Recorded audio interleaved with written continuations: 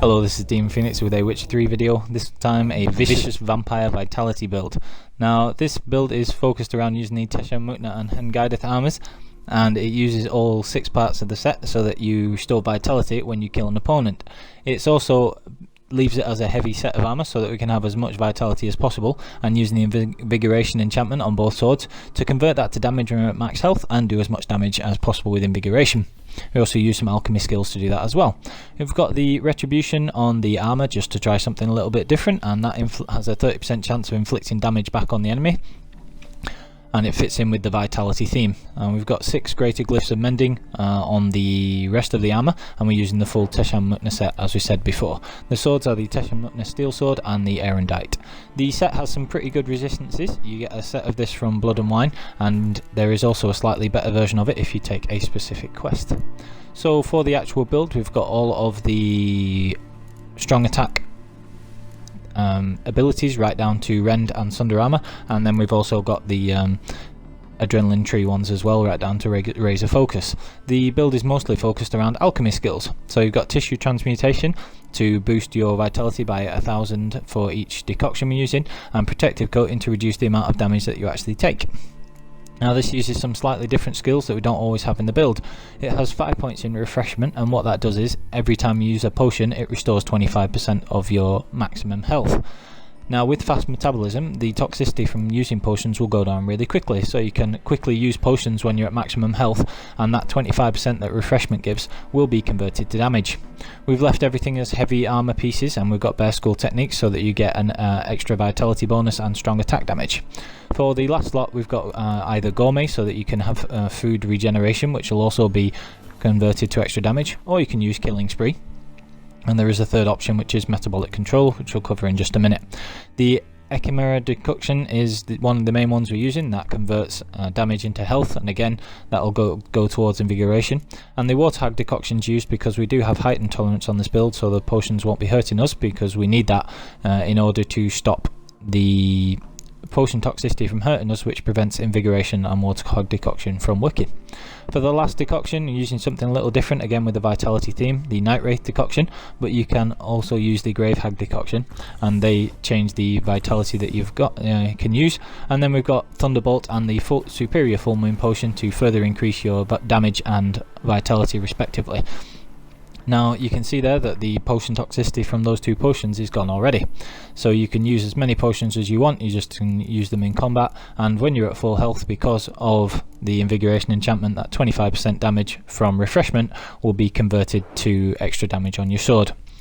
If you want to use Metabolic Control, you can also put the Basilisk Decoction on there, and what that will do is give you a increase in your decoction toxicity, which goes towards Euphoria. But in order to use potions, then you've got to make sure that the Metabolic Control is used in place of Gourmet or possibly Killing Spree. It's a fun build, and it's actually very powerful. The damage that you can do can be greatly increased using Refreshment when the damage goes to Invigoration. And if you really want to smack something hard, you can use a White Raffard's Decoction to give you an extra 50% boost right off the bat, as well as the extra 25% from the Refreshment. So this is it in practice. You can see that you've got the boost from Euphoria when you go into combat, and with the decent resistances that the Tesham Mutna armor provides, you can see that we don't really take a lot of damage from the Drowners either, as long as you're using the protective coating and the correct oil. You can even take 1 or 2 hits just from 1 Quen, which doesn't normally happen unless you're running quite a tanky build, so that's good.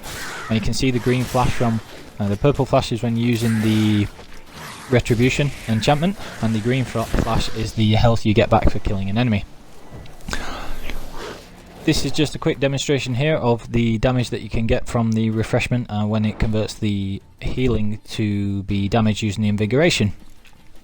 So we can have a look there, and we've got about 13,000 Silver Sword strong critical hit damage and about 9,700 for the Steel Sword.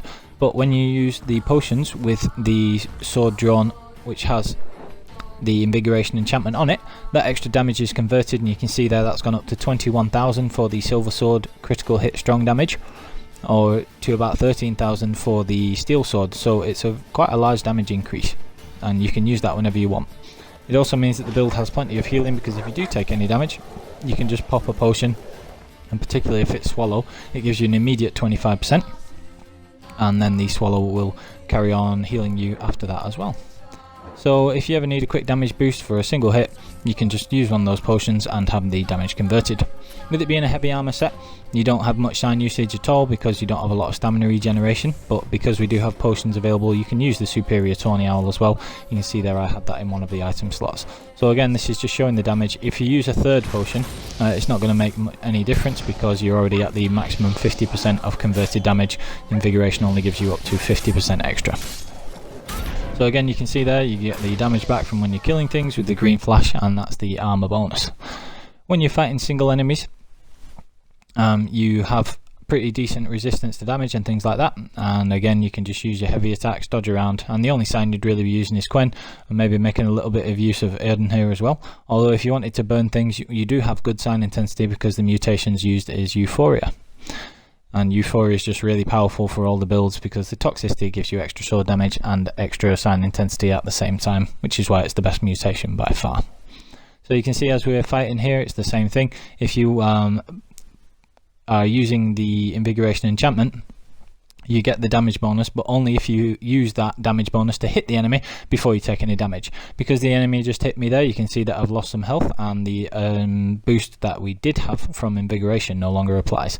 But here, if you use the Swallow, as I was saying before, you can see we've got the instant 25% of your maximum vitality, and you can very quickly get the vitality back, especially with Swallow giving such good healing after that anyway. So it's quite an interesting build. I actually had a lot more footage from doing the Night of the Long Fangs quest and the Unseen Elder quest in Blood and Wine, but unfortunately my Xbox wasn't recording that, so I don't have it to add to the video, which is why we're just fighting a load of enemies in Velen at night. But you can see that you have Rend, and when you charge it up you have really good damage there as well. So what the thing that you can do on Blood and Wine is, when you get to high enough level to do the Night of the Long Fangs quest, and this does include some spoilers, so look away now if you don't want them. Good. It does let you do the Unseen Elder quest. Now if you do the Unseen Elder quest line, in his cave there are various chests that give you the Hen Gaidth armour, and so you can get one set at the end of New Game at the end of your regular playthrough, and one at the end of New Game Plus. And this is a very powerful armour set, and it has better resistances than the Tesham Mutna armour, particularly the higher monster resistance, which is really good for that. Just a quick word as well about why we don't use Endure Pain and we use Heightened Tolerance instead. You need Heightened Tolerance to be able to convert the extra healing at 100% to be converted to Invigoration. It's the same principle as using the Warthog Decoction, which increases your damage when you're at max vitality. You can see there we've got 15,000 vitality if you're using Endure Pain and the potion toxicity is hurting you, but then you'd have to use something other than Invigoration, and that's a big part of this build, is converting that damage with Refreshment, so it doesn't work as coherently without that. So that's why Endure Pain isn't used. Hope you enjoyed that. Thank you, and leave a like and subscribe. Thank you.